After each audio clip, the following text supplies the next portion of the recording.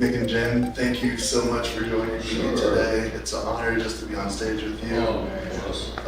Before we even get started with the interview, just can't tell you enough how much the Annoyance has meant to me in my journey in Chicago.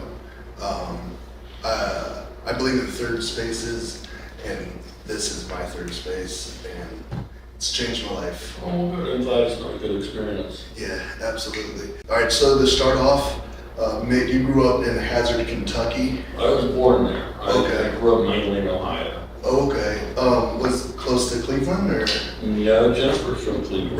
Right. I grew up in a place called Trenton, in between Cincinnati and Napier, Okay. near Middletown, Ohio. Pretty small town. And what was that like growing up there in the 60s? Well, it was very, very small. I went to Edgewood High School, which was literally by the edge of some woods. It was in the middle of a cornfield. Sure. So yeah, it was a pretty good upbringing. My father had a construction company, so I worked with him quite a bit. And I was involved in scouting a lot. What were you scouting? Oh, like Boy Scouts. Yeah. Okay. I was scouting for talent. I was a very small child. You know, I was in Boy Scouts. I am an Eagle Scout. Okay. Were your parents funny?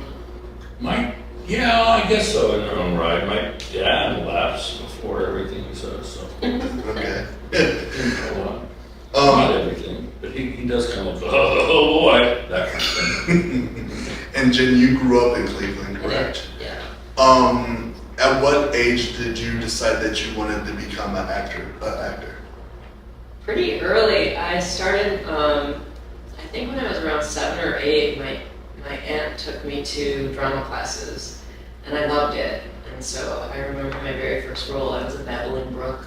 I just laid on the ground and said babble.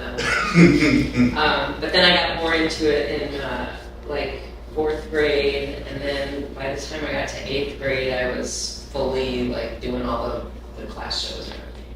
Okay. And at what point in your life did you think to yourself you could do that professionally? There was a woman who, in my high school, she was 2 years older than I, and her name was Amy Silverman, and she was like the big senior girl, you know? And I was brand new, and I went up to her one day, and I was trying to make conversation, and I knew a thing to say to seniors was, what are you going to major in? Right. And she said, I'm going to major in theater. And I said, you can do that? That day was when I decided that I was going to. And did you major in theater? I did. What college did you go to? I went to Northwestern. Oh, okay. How was that experience for you? It was interesting. There were things that were wonderful. I made some of the best friends that I ever have had and continue to be friends. There were things I didn't like about it. The acting program is unique, I think, in that you have one teacher the whole time you're there. Your acting teacher is the same person, and I think that's limiting. And I think when I got out, I found that to be something I felt like I sort of needed to make up for. Sure. So that's what ended up leading me to take classes at Second City and all around Chicago, but it got me into improvisation and ended up being in the touring company for Second City and then on a couple of their stages. So it ended up being something that had me explore other things and get into other things, and eventually I would probably never have gotten to The Annoyance without all of that. Sure. If you could do it over again, would you go to Northwestern again? I think so. Okay. Or I think if I were to still go to Northwestern, I don't know that I'd major in theater. I think I would major in history. Okay. I think there's a lot to be said for taking acting classes and taking theatrical classes and stuff like that. I also love film, so I wish I had done some of that while I was at Northwestern, and I didn't. But I also think like having a history background is so hugely important for acting. Sure. Mick, how did you discover improv? I was in college doing plays, studying theater. I came across a book called Something Wonderful Right Away by Jeffrey Ski, which is an interview with people that started Compass Players at Second City. Okay. And I became intrigued by it, so I decided to do it. I'd never seen it, nor had I ever done it, but I put a notice on our theater for at Indiana University Okay. to have people audition for an improv group. Sure. And me and my friend David and Merlin started a group called Double Take in college, so we learned how to improvise from doing that. Okay. Yeah. How long did it take you to find your voice in improv? Wow. I guess I'm still looking for that. But I guess with the annoyance and stuff, when I got to Chicago and started studying at Second City, I wanted to do more of a kind of a more subversive kind of theater. Okay. More probably subversive than one would do at IO at the time or Second City. I didn't think that, or I wasn't reacting against that. It's just that I journeyed off and started doing that kind of theater. Started with splatter theater, co-ed prison sluts, and all of that. So I was like a real John Waters fan, and Okay. real obtuse kind of stuff. I still am into that. They credit Viola Spolin with being the mother of improv. Were you ever able to meet her? No, I never did meet Viola Spolin. She passed away before my time. So I did, however, become friends with a guy named Martin Kahn. Martin Kahn was a very good improv teacher. He was one of the children that Viola Spolin worked with when he was a kid. And his aunt was Josephine Forsberg, who started the Players Workshop at Second City, which for a long time was the preliminary training center before you go to Second City. And she ran that, and she was friends and also a student of Viola Spolin. So I kind of traced around those lanes. Sure. And Martin DeMott went on to become a very influential teacher of improvisation, and he has a theater named for him in Second City. Jen, you are a pretty successful actress. You've been in things, everything from Empire to Law and Order to some of the Chicago series. What made you want to get involved with The Annoyance of Mick Napier? Well, I auditioned for Splatter Theater. Okay. It was the first time The Annoyance ever had auditions. And as a result of those auditions, I and Susan Messing and Ed Furman, who were some of the original ensemble members of The Annoyance, were cast in that show. And I, at the time, had been working with a group from Northwestern that eventually became the group that was Looking Glass. Okay. And I was kind of going back and forth, and I really enjoyed what we were doing at The Annoyance, and I enjoyed the spontaneity of it, and so I sort of put all my eggs in that basket and kept doing shows with The Annoyance, and then on with Second City, and then also did stuff around the city at the various theaters that were around at that time, some of which are still, like Northlight or Organic and stuff like that. And I just really liked being able to kind of bounce back and forth, and I loved the ability to create what you were, to be part of the creation of what you were doing instead of it being only scripted. Sure. I think ultimately I, over time, decided that my passion really is from doing more scripted stuff. I love kind of the puzzle of figuring out a script and becoming the character that is written. But I've also really enjoyed being able to create stuff and tell stories. Absolutely. Mick, you were in the Second City system for a while. Yeah, I studied there, then I started teaching there when I was 24, and then I started directing there, so I've directed a lot of shows at Second City. And you were also through the IO system a little I bit? did, I was in IO for a while. I was on a Herald team for about 3 years. Mhm. What was the name of that Herald team? Rhyme and Punishment. And it was great, it was with Dave Wazowski and Madeline, and there was a lot of good people, Rich Label. Well, obviously you could have thrived in those systems. Why was it important for you to break off and do your own thing with The Annoyance? I don't know that I thought that it was important, but I just kind of did it because I wanted to just gravitate towards kind of creative endeavors that were more interesting to me at the time. Okay. So there's a bunch of people sitting around in a restaurant thinking about blood shows, and we came with the idea of splatter theater, Mhm. and then decided to make that happen. So it wasn't really in reaction to Second City or in reaction to IO, it's just a group of people who was like, hey, let's fucking do this and see what happens. And was Splatter the first, like, Annoyance show? Yeah, it was the Okay. first Annoyance show, but wasn't the Annoyance Theater at the time. It wasn't under that name, but yeah, it was the first group of people, or the same group of people. Okay. At first, when it was first starting off, did you rent theater space from other places, or? Okay. There was a place right down the street here called Cross Currents. It's no longer there anymore, right next to the Belmont L. And it had a second floor, and on the second floor was a small space that we rented to do splatter theater, and we eventually did color Kristen Slugs. Is that where Comedy Sports used to be? Is that space? Comedy Sports used to be across the street in what was in Southers, right by the L. Yeah, and they haven't been there for a few years. Right. It was right across the street from there. Oh, okay. The IO shared the IO did share space. the cross current space with us. Yeah. Oh, okay. There's so many different communities in Chicago improv. You have your college kids who are kind of discovering what improv is. You have the people who are kind of using improv as a stepping stone to get to Saturday Night Live. What was the first sub-community to kind of embrace what the Annoyance was and what you guys were doing here at the Annoyance? I'm not exactly sure what that means.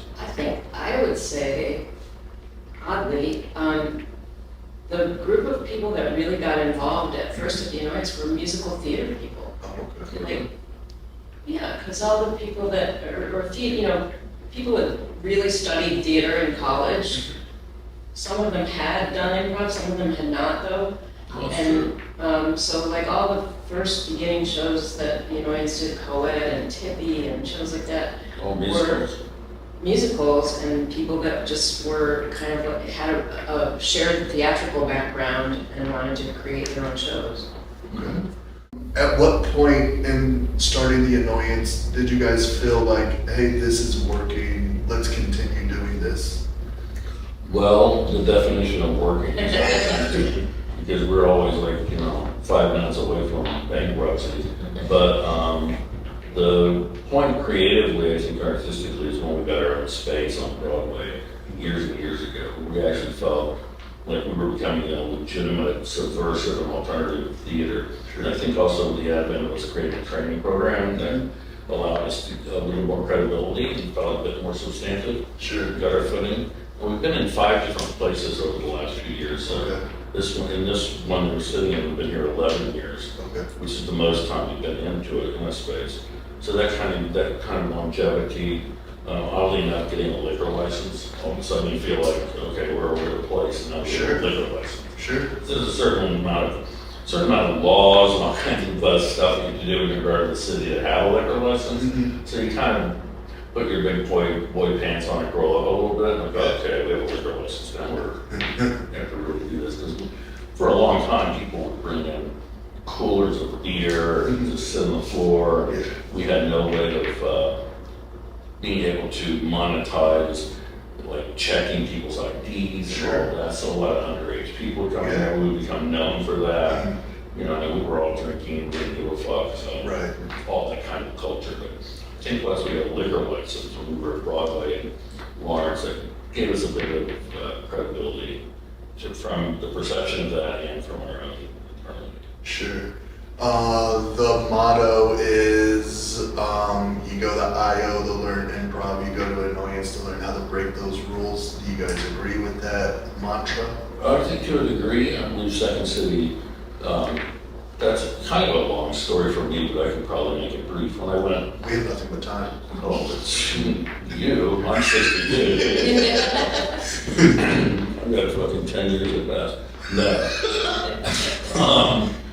I think when I went to college, and as I said, I had never studied or seen or done improvisation. We learned on our own. Then when I came to Chicago, I went to Second City and learned this whole bunch of rules, and they were all foreign to me. Like I never even knew there was a rule about improvisation. So I began to take a very cynical but look at rules as I was learning them, like what they were doing for the better, what they were not. But I was at least cynical about it. And I think that cynicism led to my way of looking at rules in improvisation. So once I really became known for kind of breaking rules and reversing rules, I think what's married to that is the the tenet of improvisation is what's most important is listening, supporting your partner, etc. I introduced the notion that maybe the most important thing and the most supportive thing you can do in improvisation is make a choice for yourself first. That became a little bit radical. I don't know why. Airlines get away with it.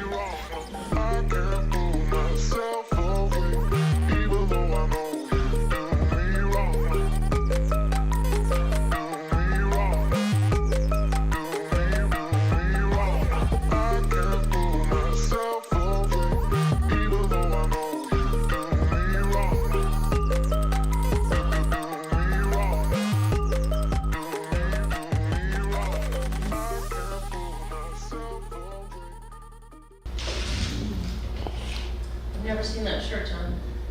This one? Yeah. I thought I gave you this shirt.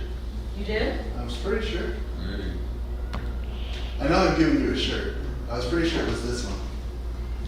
I love it. If not, I have a trunk full of them. Oh my goodness. Tenet of improvisation is what's most important is listening, supporting your partner, etc. I introduced the notion that maybe the most important thing and the most supportive thing you can do in improvisation is make a choice for yourself first. That became a little bit radical. I don't know why. Like airlines get away with it. Yeah.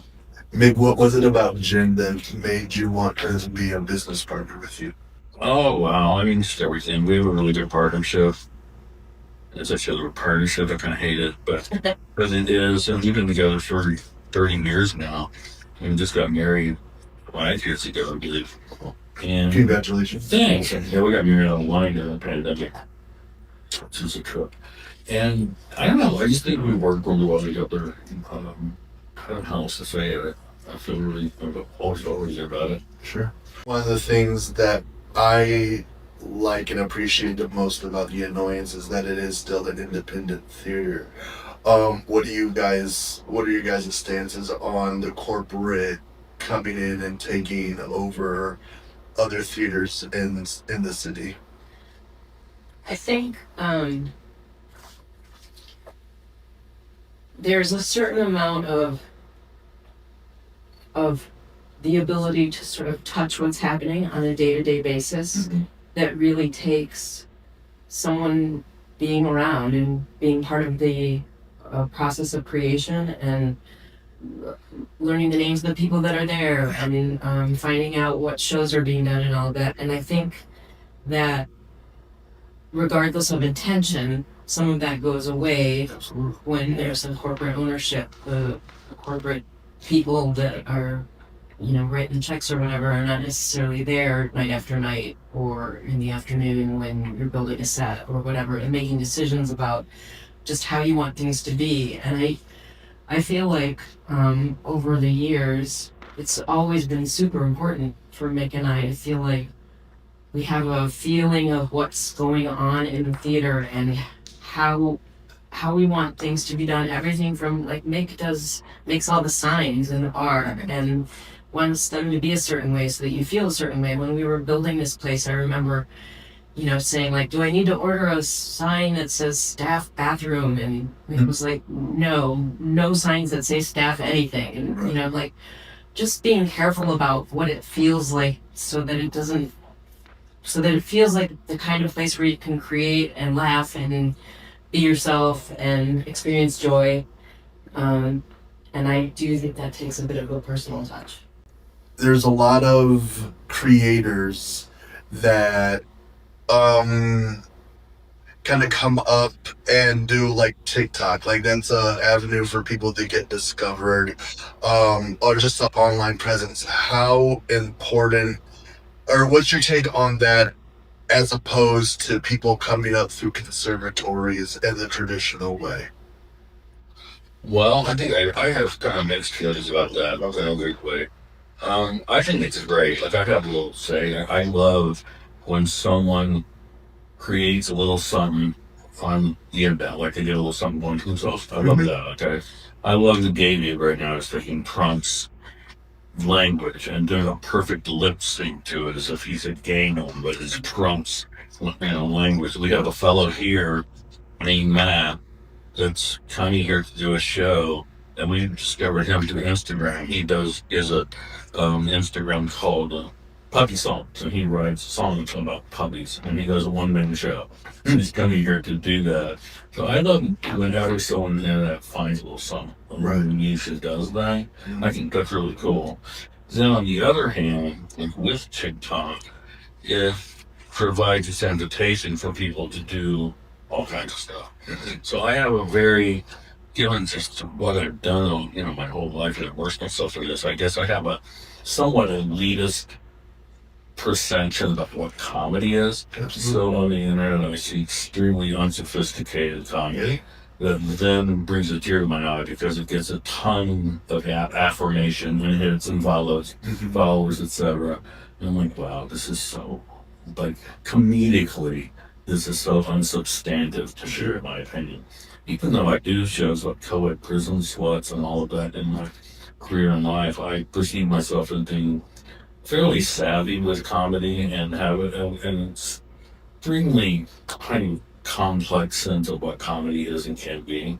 So when I see something subpar on the internet like that's just kind of a drag. Sure. And I believe that places like the United and Second City Audio, that if you do invest in that as a performer or a writer and go through that culture and that training and all of that raises the bar of your comedy. Absolutely. And it helps your comedy. So that if you do then traverse into a land of internet, that you will bring to that everything that you learn, and your comedy will be more. Start questioning that. That's Sure. wonderful. I think we've seen time and time again, whether it's Charlie Sheen or other people who get hot and think that they can do an hour-long set and get on stage and realize that doing 30 seconds to a minute on TikTok is a lot different than holding the audience attention for 30 minutes to an hour.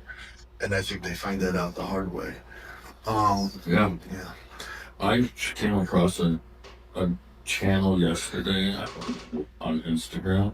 It's completely devoted to making videos about things that you don't need to know and want to know. And one of them was, this is an owl, this is a towel. You don't dry yourself with an owl, even though it rhymes with towel. You use a towel. Period. I find that to be very sophisticated and funny and stupidity. So I can appreciate that when I come across it.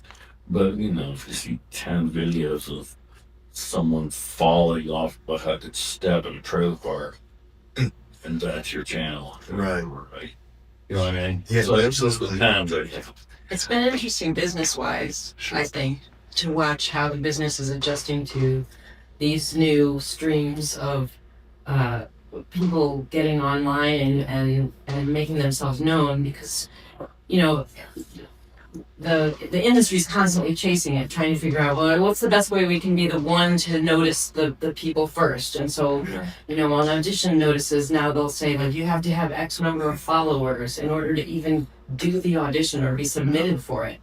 So that's a pain in the ass, because then somebody who's really like spending their time just making sure that their live stuff is really good, and they might not necessarily invest a lot of time into their TikTok channel or whatever, might have less of an opportunity to be seen. But then on the other side of that coin, somebody that has put that time in and is talented might get a chance where they might not otherwise have been able to. So it's hard. It's, in some ways, it provides opportunities where they might never have been, and in some ways, I feel like it's filtering people in a dangerous way. Yeah, and with the internet in general, like I've been on the internet since before you could click on something. So I was on the internet with those links with the World Wide Web, didn't type everything like DOS, if you're familiar with DOS. And I was around when Mosaic came out with the first browser. DNOines had the very first beta website in Chicago. As I was on that, I used to have to go to a place over here in Sheffield and slip a $20 bill underneath a guy's door and have servers in his closet in order to get on the internet. The guy that taught me how to get on the internet was Dick Costolo, who was an annoyance actor who eventually became CEO of Twitter. So I was very well versed with like one of the first non-linear digital editing systems of anyone I ever knew. It was called a BD100. I bought a Mac 9600 with a 1 gigabyte internal hard drive and a 9 gigabyte external hard drive and the software. I mean, financed all of that for $47,000 25 years ago.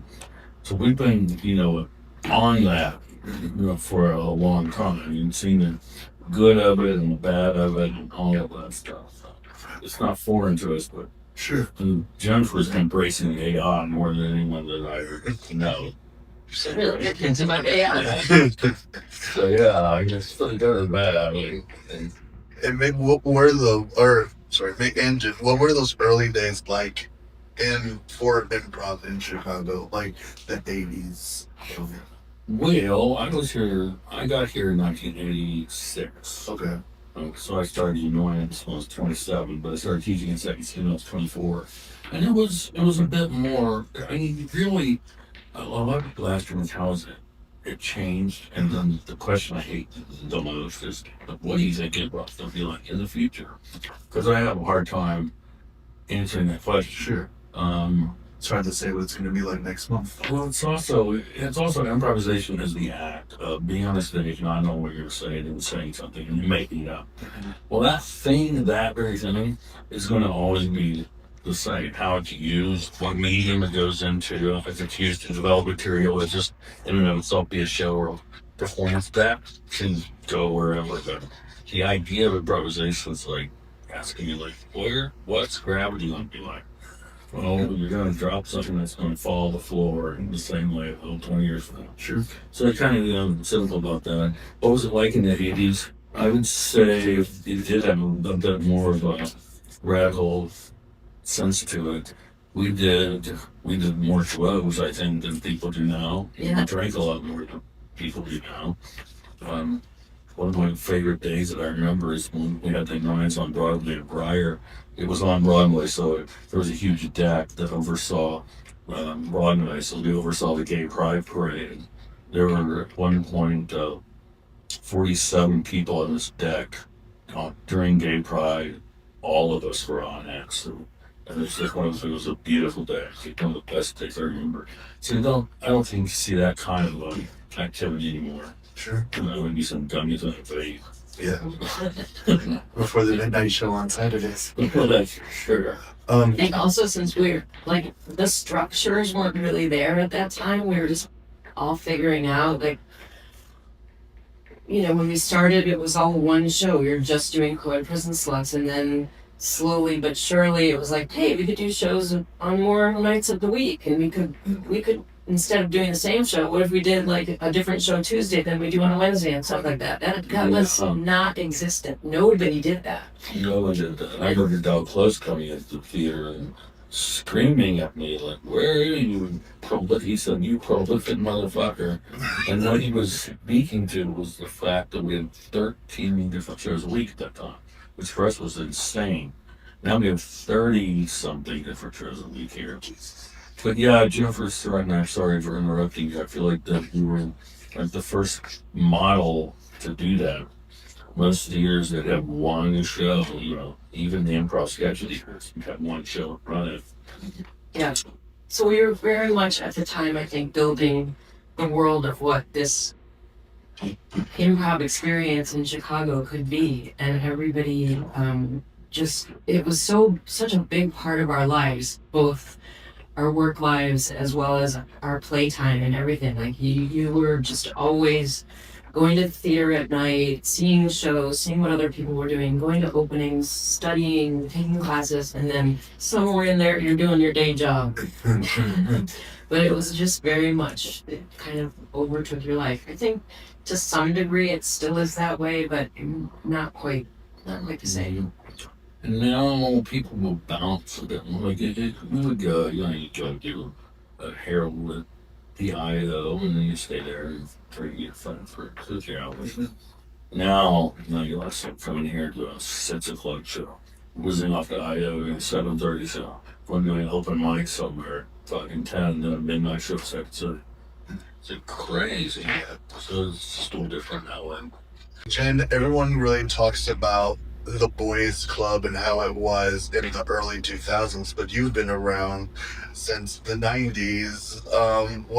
What was it like being a woman, like, I won't say growing up, but coming up in improv during that time? I mean, I think there was definitely more talk at the time about like, are women funny? And there was, like every once in a while there would be like an all women's group and it was like, women are funny. But I feel like the women who, I looked up to that were the powerful women in improv at the time, Tina Fey and Susan Messing and Fran Adams and Ruthie Rudnick and Amy Sedaris, they were just doing it. And they didn't have that conversation. So it was sort of like, yeah, there are people that want to have that conversation, but there's also the thing of just do it and prove you're powerful and prove that you're equal just by being as funny or more funny than the men. So I think that it was there and something that was discussed, but it was also something that you could choose to not make such a big deal. sure. In the Second City, the guy that I was Second City at the time where I did most of the money directing there, Andrew Alexander, he used the word diversity 25 years before I heard it. And it was always really important, and it's always been a battle to penetrate that in regards to women and just people of color, as you probably know. And it's difficult to kind of penetrate that, and also just queer people. So Second City was owned by Andrew. Andrew was always about that, but it was still, even for Second City, difficult to do a lot of outreach and to make that happen. But Andrew did work to make that happen, and he provided me the opportunity of having like the first main stage cast, which is gay men. I also What was the name of that show? it was New Year. Fucking my shows. I can't remember. I don't know. It might have been Red Scare, maybe. But I do know that I also had the privilege of doing the first equal gender cast essentially. And that was Paradigm. No, that was Citizen Gates. Okay. Yeah, and it was Tina Fey that made that, three women and three men. Oh, cool. It was cool.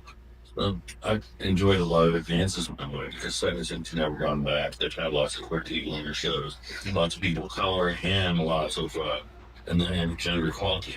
They upheld that. Yeah, which I love it. For a long time in Second City, there was sort of the formula where it was like there's got to be the handsome guy and the fat guy, and then there's got to be the crazy girl and the sort of more normal. Yeah. And that just is thankfully all gone. Another thing was, I'm proud of the wife for a lot of reasons that you mentioned, subversive theater, and where you got to find your own voice and stuff. But I'm also just very proud of the diversity and inclusivity that we have at the Alliance. Because we've always described the Alliance as kind of the island of misfit toys in a weird way. Yeah.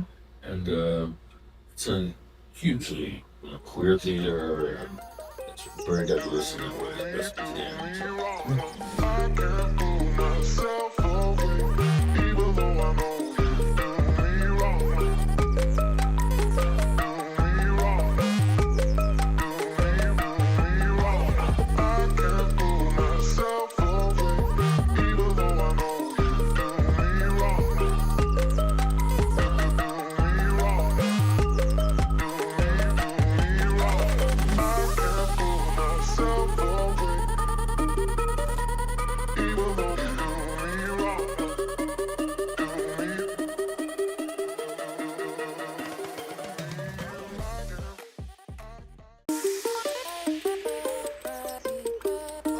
One of my favorite questions to ask comedians, so I'll ask you both, and Jen, I'm gonna ask you, Jen, I'm gonna ask you first, make third thing.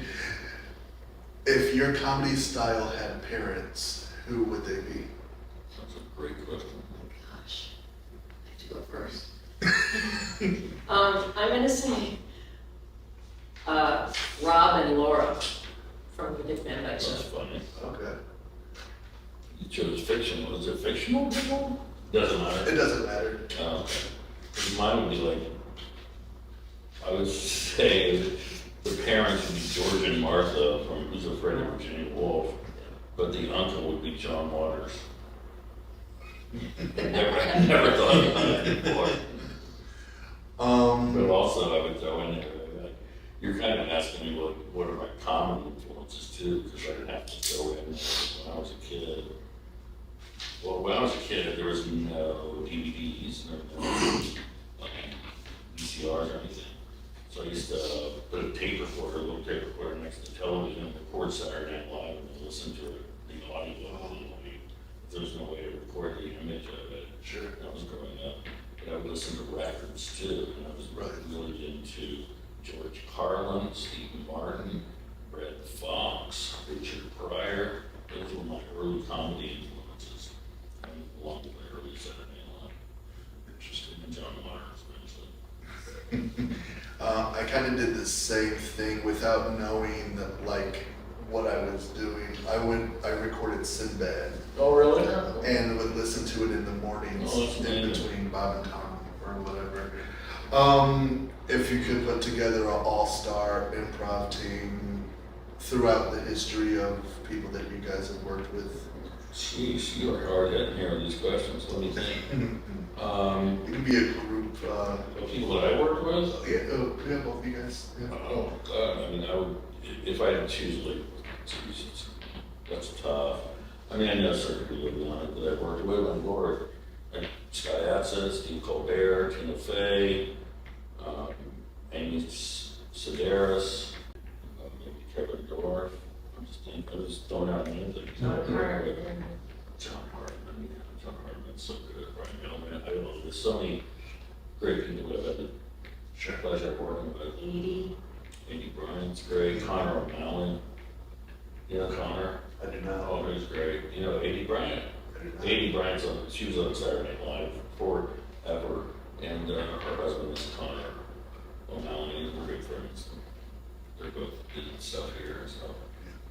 And current people, Chelsea and Anita. Oh, yeah. Yeah, they're great. Yeah, it's so hard. I mean, it's like choosing your babies, but. Right. That's a question you get, like, I'll get questions off. I'm like, hey, what was it like to work with Stephen Colbert? What was it like to work with whoever? And well, it was exactly like working with you right now. Right. Just we were just doing shit. Right. We were speaking about the internet earlier and kind of coming up through that. Do you think that SNL still holds the same space in pop culture as it did in the 90s? I don't think so. I think that it has its influence and certainly found its market and its niche and all that. And it will survive. I certainly think it's been affected by everything. I think everything has been affected by, the internet, proliferation of media and the accessibility to put yourself out there in some way. Sure. You good and bad. You guys have had so many classic shows come through here, whether it be Co-ed Prison Sluts or Splatter, which I am team Let Allie Kill People. She wants to be the first female killer, and I'm all on board for that. Gag Reflex, Max is great. I love Mario. What do you guys look for in productions when picking what productions you guys want to have on an annoyance stage?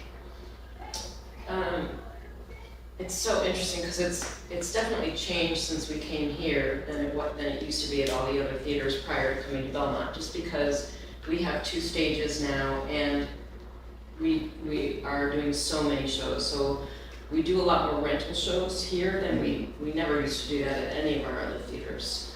So the shows that we choose to be annoyance productions that we sort of put under our banner, generally those are going to be shows, I think, where, and we have a team of people that meets every week. We'll be meeting in 20 minutes. That looks through all the show submissions. So we're looking for something that sort of has the spirit of the annoyance, as far as maybe it challenges something in the status quo, or maybe it's just stupid funny, but it sort of speaks to the kinds of stuff that we've always enjoyed putting on stage here. And we always hope that there's a diverse cast, and we hope that the people that are involved are people who are actively involved sort of in the annoyance scene and participating a lot, and hopefully it's funny. Mm-hmm. Yeah, Am I missing anything? No, I would agree with that. And I think you asked me, or asked us about like what the 90s and stuff. I always feel like that the talent pool of Chicago has always remained pretty much the same. Like there's always the same. You mentioned Mac, Meek, Chelsea, all those, and Mario.